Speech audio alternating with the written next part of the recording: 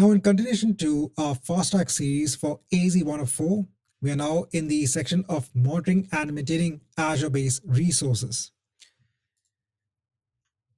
Here, the service that we're going to cover, the couple of services, one of them is the Azure Monitoring Service. The Azure Monitor is a platform service that can be used to collect, store, analyze, and act on telemetry data from Azure resources, your applications. It unifies metrics and logs. You can create alerts, you can have dashboards, you can have workbooks. So signals can arrive from the platform in the form of activity logs, in terms of resource health, in terms of platform metrics, or you could also get in data from your applications. When it comes on to the activity log records control plane events in your subscription, whether it be create, update, delete operations on your Azure resources, your service health, or your policy evaluations. You can use activity log to investigate deletions, policy effects, and service health incidents. For retention and future analytics, you can export the activity log data via the diagnostic setting onto a log analytics workspace, or onto a storage account, or onto Azure Event Hubs. You can create something known as Azure Monitor alerts. These alerts can turn metrics, logs, and platform events into notifications or automation. We have different signal types. We can create alerts based on the incoming metrics from your Azure-based resources. You can create alerts based on activity log, or you can create alerts based on the logs collected in a log analytics workspace. For the alerts, you define a scope, a condition, the frequency, and severity, and you can have an action group that can perform particular actions. You can also use action rules to mute alert notifications during maintenance or expected noise without actually turning the alerts off itself. Then we have a log analytics workspace. In Azure Monitor, this is a data source that can be used for storing logs. So your Azure resources, your servers, and services can send telemetry data on tables within a workspace. You can query the data using something known as KQL, the custom query language. You can visualize your data with workbooks. Here you pay based on the ingested data, and you can set daily caps and retention. To make machines send data onto a log analytics workspace, you make use of an Azure monitoring agent. On Windows and Linux, you then define data collection rules to define what to collect. So you could collect Windows events. Here, this could be sent onto an event table. You can collect logs from your Linux-based machines. You can collect performance counters. You can collect logs when it comes onto IS, Internet Services Provider. You can collect HTTP logs from Internet Information Services, or even from your custom applications. Now, as part of my Azure account, I do have some virtual machines in place. The first thing I'll do is I'm going to create that central logging solution that is a log analytics workspace. We can then define data collection rules to collect data from the machines onto that workspace. So what I'll do first and foremost is I will go onto all resources and create a resource based on log analytics. I'll search for the log analytics workspace, create a resource based on the service, select my existing resource group, give a simple workspace name in East US, click on Next for tags, go on to Review and Create this centralized workspace. Then once you have this workspace in place, we can define something known as data collection rules. With these data collection rules, we can tell to collect data from our underlying VMs, our virtual machines, onto the log analytics workspace. Let's wait till the deployment is complete. Right, once we have the workspace defined, we can go on to it. We will not have any data within the workspace. What I'll do is I'll go on to all resources, the link in a new tab.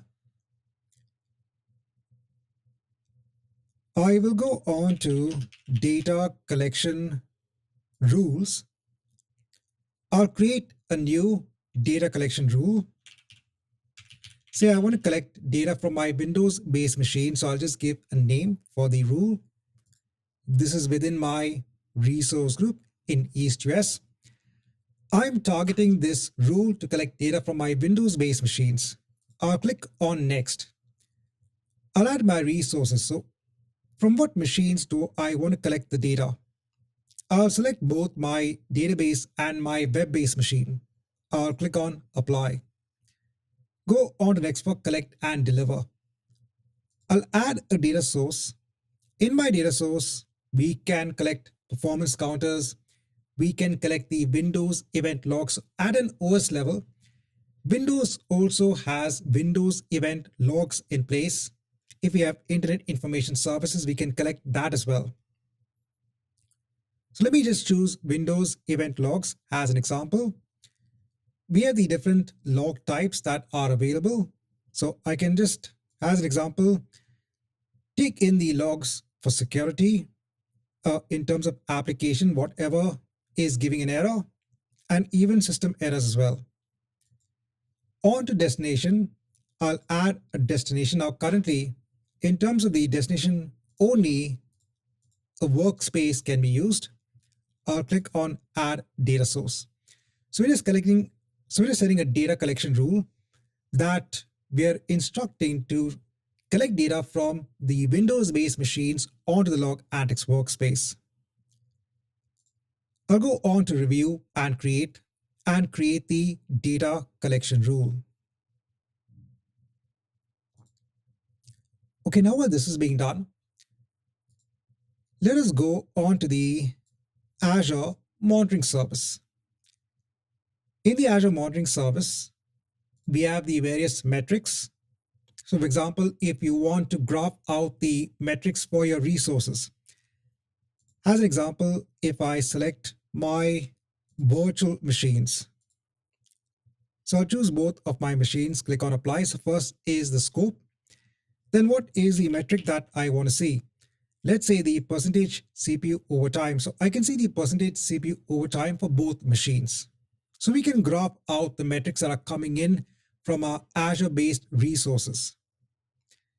Next, we have the activity log. So all of the control plane activities are being recorded here.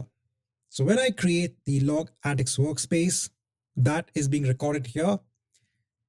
If I have created a virtual machine, if I have stopped a virtual machine, everything will be recorded here. We can also define alerts. So let's say you want to be notified, or an admin team needs to be notified if something is not right. Let's say you want the admin team to be notified if the CPU utilization of a machine is going beyond a particular threshold. We can define an alert. So here I can say to create a new alert rule.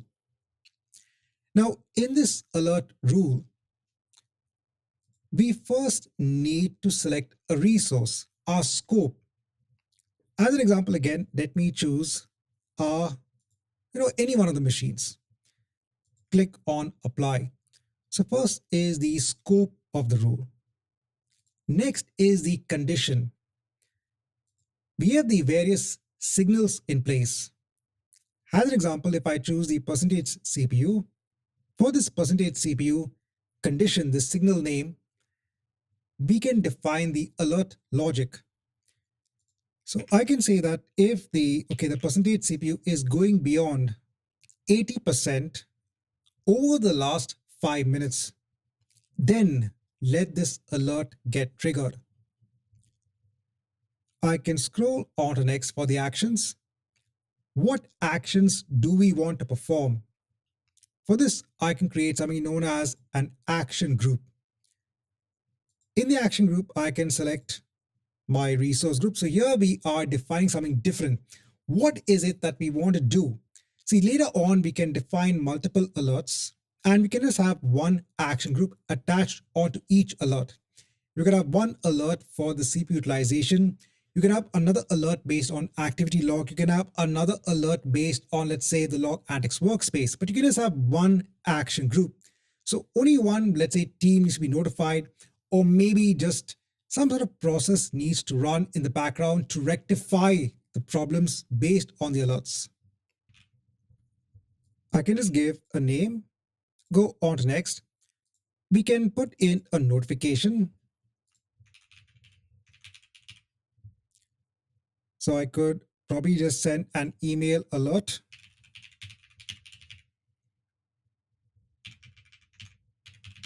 To an email address. You could have a centralized email address.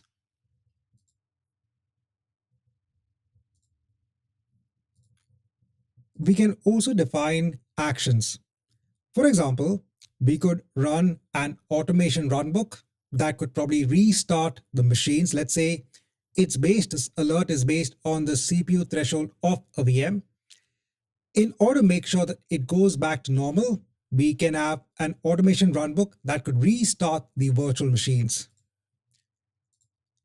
We can go on to review and just create the action group. So I can click on create. So all we're doing is we are first creating the action group, and then I could use those action groups, that selected one, go on to next, and then create my alert. And then I could go ahead and create my alert rule. And I could go on to review and create my alert rule accordingly. So now if the CPU percentage goes beyond that threshold for the scope that is our machine, then I would receive an email alert. Okay, let me go on to all resources. Let me go on to my log antics workspace. Then here, if I go on to the logs, let me click on select a table. So currently we don't have any tables in place. It does take time for the information to flow into the log antics workspace. Okay, while this is being done, let's move on to the next important aspect when it comes on to this particular section as part of the exam, and that is Azure Backup. Now, Azure Backup is a cloud native service that helps to protect Azure resources. Here you have something known as a recovery services vault. The recovery services vault can be used for storing the backups of your Azure VMs and also your Azure file shares as well. There is another type of vault known as the backup vault. If you just want to perform a backup of, let's say, individual disks of a VM or maybe Azure Blob, then you can make use of a backup vault. So a recovery services vault stores the recovery points of a virtual machine. Azure Backup snapshots the VM and moves that snapshot data onto a vault as a backup. Azure Backup enables a backup extension on the VM. That backup extension takes a snapshot and then transfers the data onto a recovery services vault. You also have this concept of an instant restore that keeps short-term snapshots to speed up the restores. You can define a schedule for the backup and retention. There is also something known as a Microsoft Azure Recovery Services agent.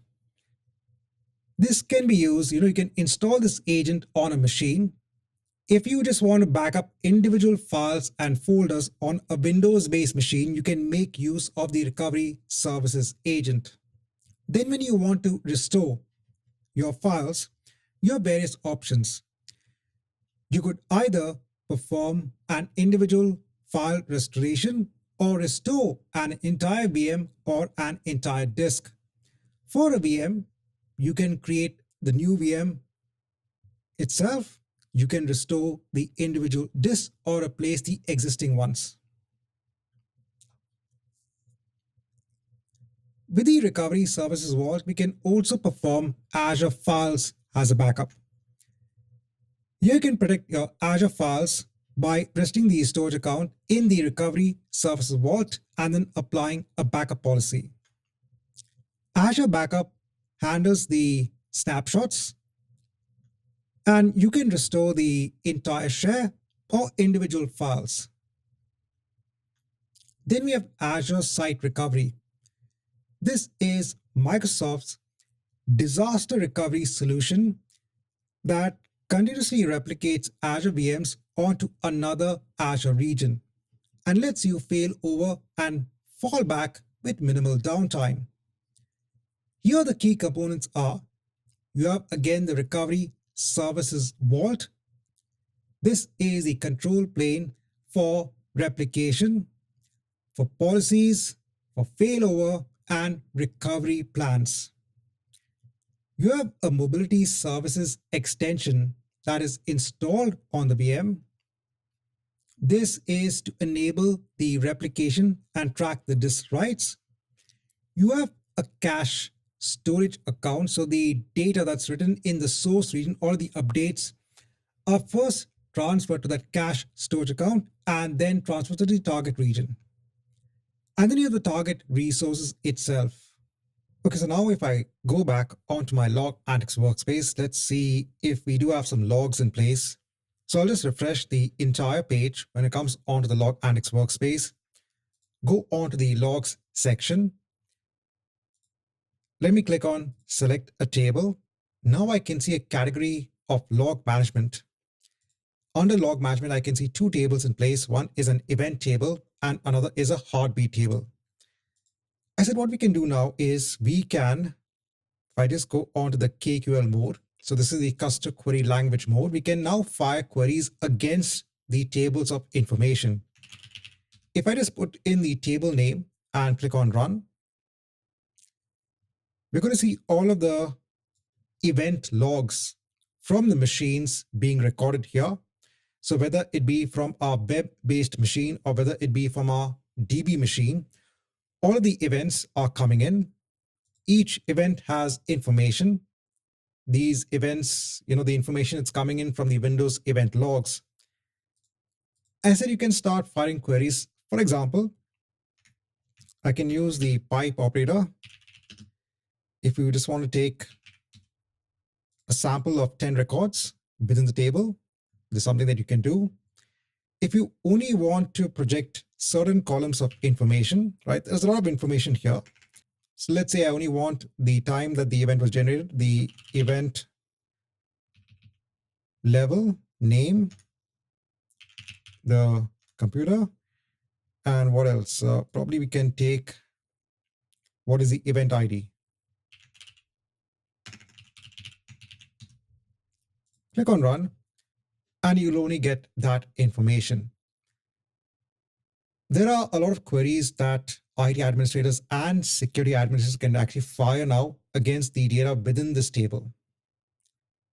Right, so we have that covered. In order to now collect logs from machines onto that central logging solution of a log analytics workspace, we create a data collection rule. Another important thing, okay, actually a couple of important things. If you go onto your virtual machines, go onto any machine,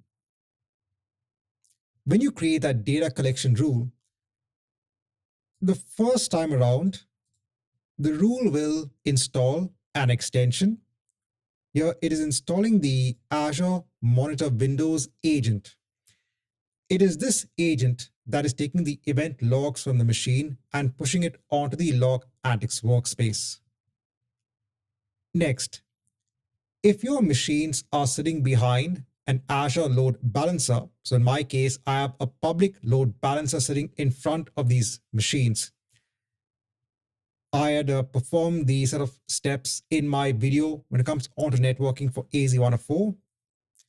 Then in order for the information, the logging information to reach the log analytics workspace, you also need to add an outbound rule. So by default, when you place the machines behind an Azure load balancer, there is no outbound traffic that is allowed from the virtual machines. You can just click on add to add an outbound rule, and it's quite simple. You just give a rule name. You tell that the outbound traffic can go via the public IP address of the load balancer for your backend pool, and you can give an allocation of the number of ports allowed per instance. Pretty simple.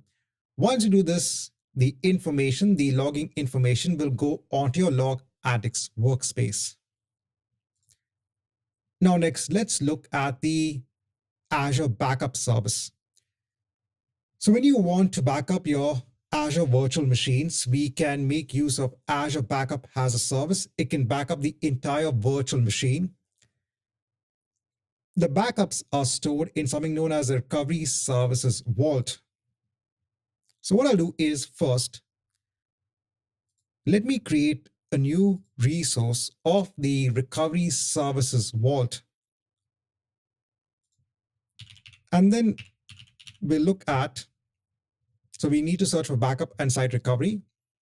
Then we can enable the backup for an Azure VM. In backup and site recovery, I'll create a new resource based on the service. Select my existing resource group. Just give a vault name.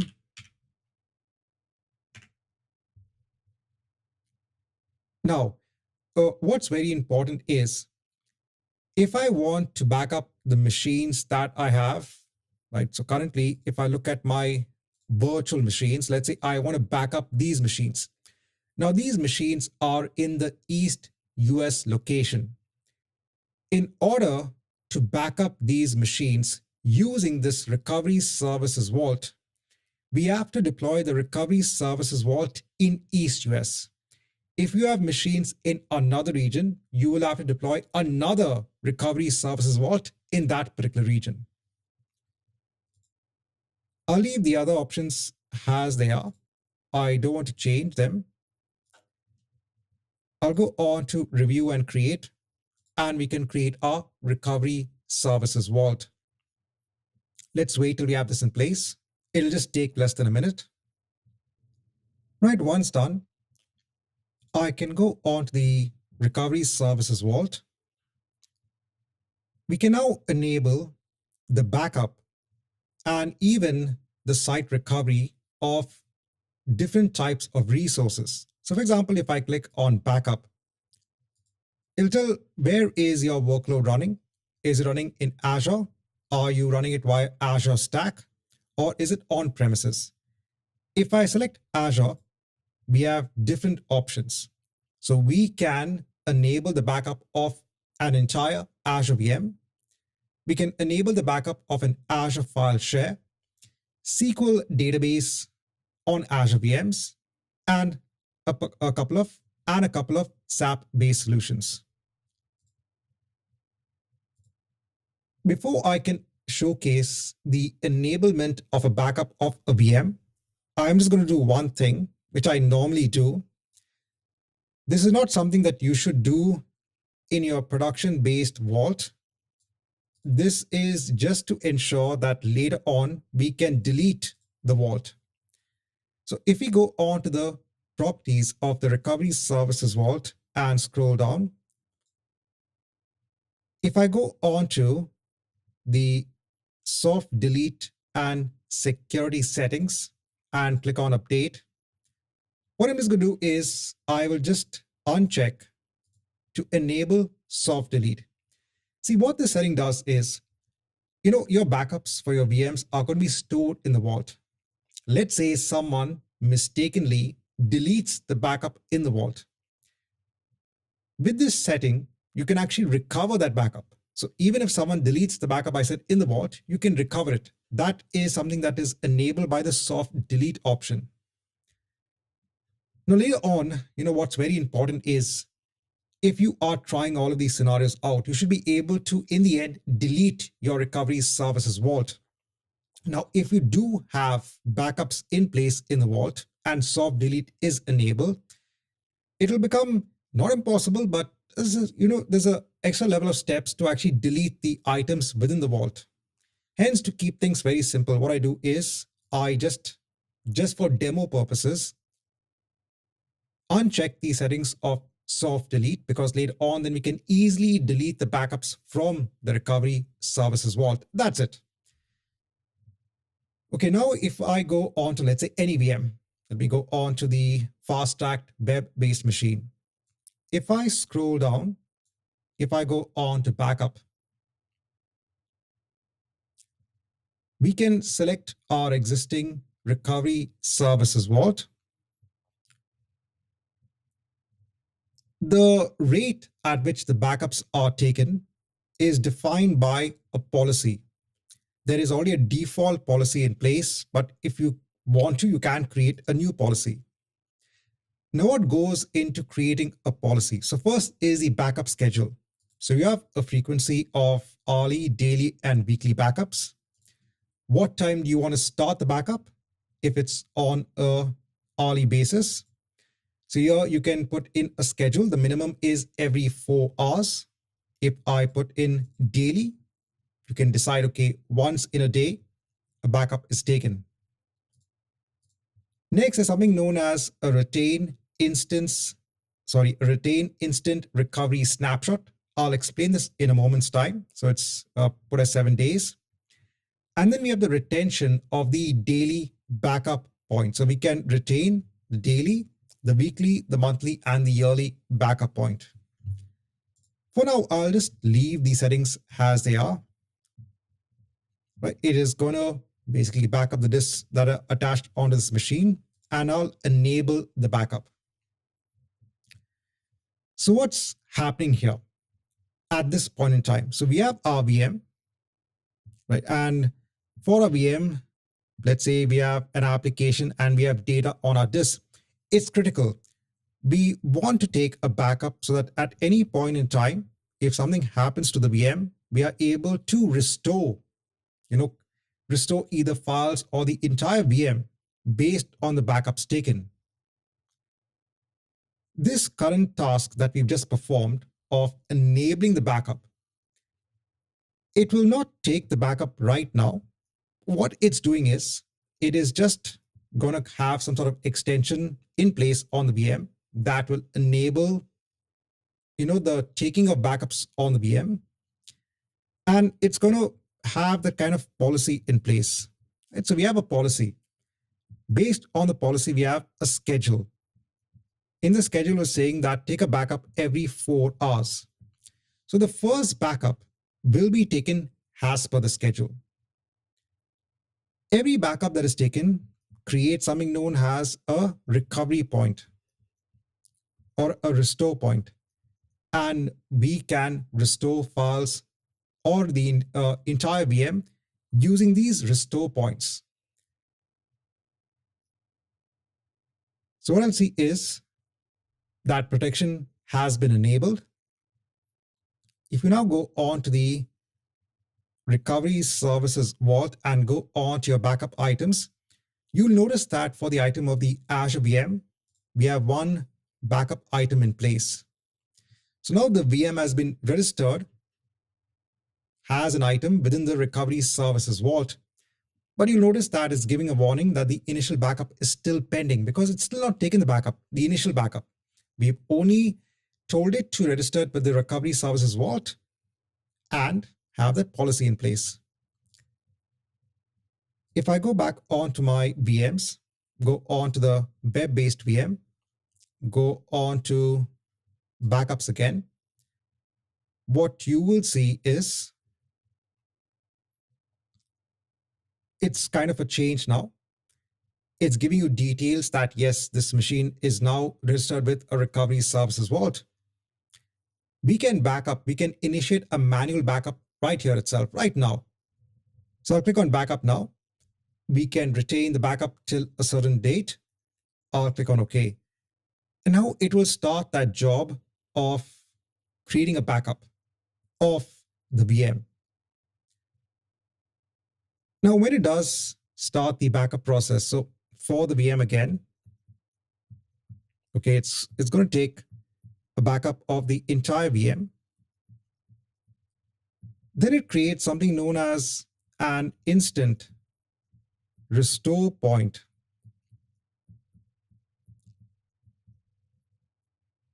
You can, perform a restore based on this instance, this instant restore point.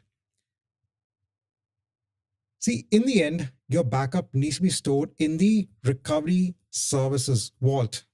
And this takes time. To take a backup of your VM takes time, depends on what's there on the VM itself.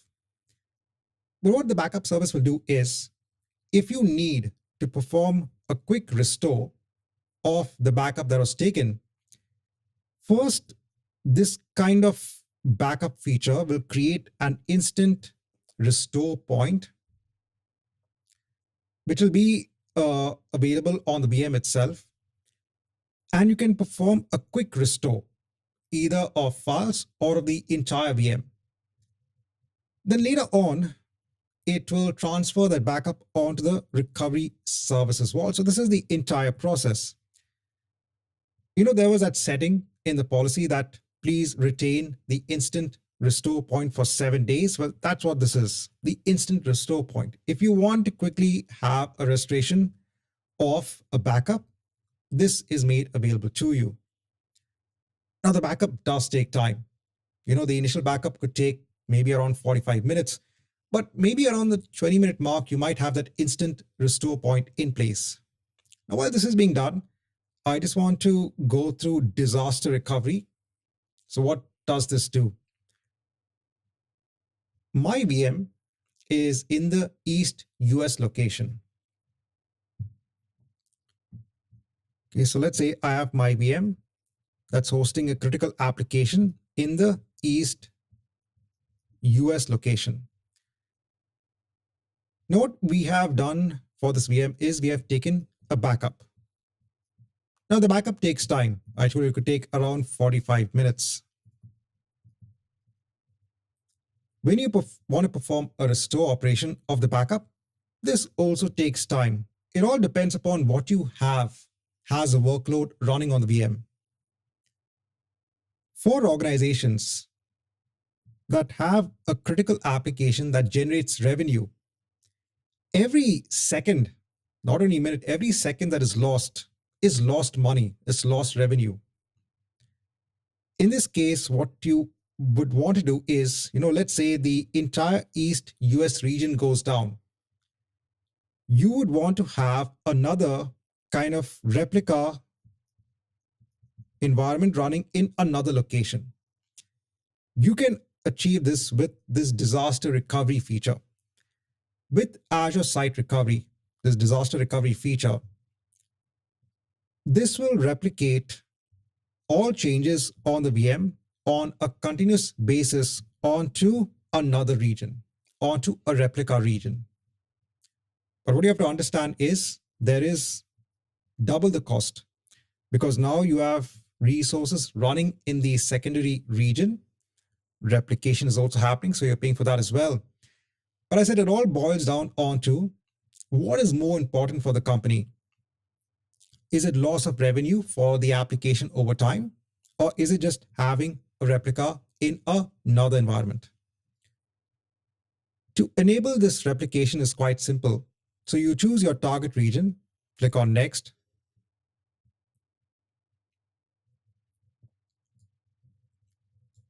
What this wizard will do is, this wizard will create a new resource group. It will create a new virtual network in the target region. It also creates something known as a cache storage account. So it will basically create that account. It's currently loading that sort of settings, but it's going to create a new cache storage account. So the changes on the VM are first sent to the storage account, and then that data is sent onto the target location.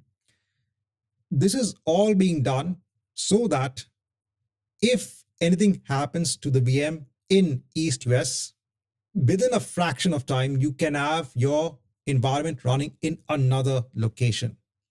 I said, depending upon backups and restore takes time. Sometimes a company cannot afford this much time. They want a replicated environment running within just a matter of a few minutes, right? We can make use of the disaster recovery feature. What this does is this, I said, will replicate all of the data from the source onto the target. It'll create the resources for you, and then you can use an environment at any point in time. So I want to give this important note.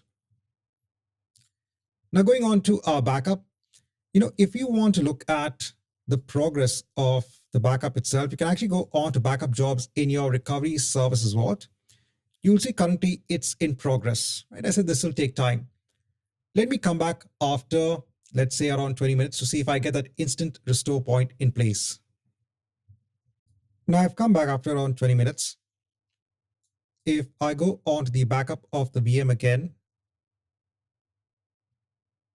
so what I'll notice is I do have now one kind of restore point in place.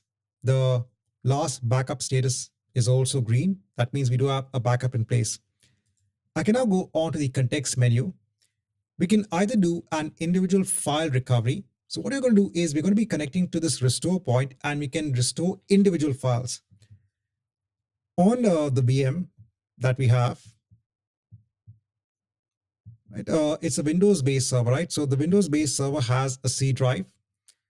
What this file recovery will do is we can connect to, the backup has created something known as a restore point. So when performing a file recovery, we can connect onto the restore point. On my laptop, I would have a new drive, let's say the Z drive, that will be mapped to the C drive of the restore point, right? Whatever files are there on the C drive of the VM, they've been backed up and made available as or in the restore point. On my laptop, if I say I want to do a file recovery, we have to run a script. That script will map, a drive letter onto the drive letter that's available in the restore point. Or we could restore the entire VM. If I go on to restoration of the entire VM, we could either create a brand new virtual machine. This will be an exact replica based on the restore point. Or we could just restore the disk, that's it. Or we could replace the existing disk on the VM based on the restore point. Right? These are different options available. Now, if you want to perform a cleanup, especially when it comes onto the backup, we will first need to go on to the backup items. So in the backup items, we have to go on to the Azure virtual machine. We would need to stop the backup and say, let's delete the backup data. I'll need to give the name of this backup item. Click on stop backup. Okay, I need to give a reason. We can stop the backup. So that's the first thing. Now, while all of this is being done, just a quick note. There is something known as a backup vault that we can also create. So this was a recovery services vault wherein we can back up the entire VM, and we can also back up file shares. I can also create something known as a backup vault. Let me quickly do one thing. Let me create a vault quickly in East US. Redundancy, I'll just choose locally redundant to keep it simple. Go on to, I won't enable soft delete. I'll just go on to review and create the backup vault. I want to showcase, what all can we do? What all can we back up using the backup vault? The process is very similar. There also we have a policy wherein we can define a schedule for the backups, and we can back up, items based on certain services. Okay, going back here, let me get still stopping the backup. Let's wait for this to be done. So I've got the backup vault in place. If I go onto it, if I click on backup, so what can we back up? So we can back up individual Azure disks. We can back up Azure blobs, now not file shares, but blobs, and individual Azure disks. So with the recovery services vault, it backs up the entire Azure VM. If you only have the need of backing up individual Azure disks, we can make use of the backup vault. We can see it also has other services that we can back up as well. Also, to make sure that the backup vault can take a backup of these items, these services, we also depend on role-based access control. So it's a little bit different from the recovery services vault. We would need to give permissions to the vault to be able to take the backup of items using role-based access control. I want to give this important point. Okay, once this is done, let me click on refresh to make sure I don't have any items in place. Then I can go on to my recovery services vault, click on delete. Yes, I want to permanently delete the vault. Click on yes. And it is deleting the recovery services vault. So we are kind of done. Now I'm going to make sure that I remove all of my resources, all of the resource groups. Remember that after every practice session, make sure that you check what resources you have. Make sure that you don't incur additional costs by keeping resources running as they are.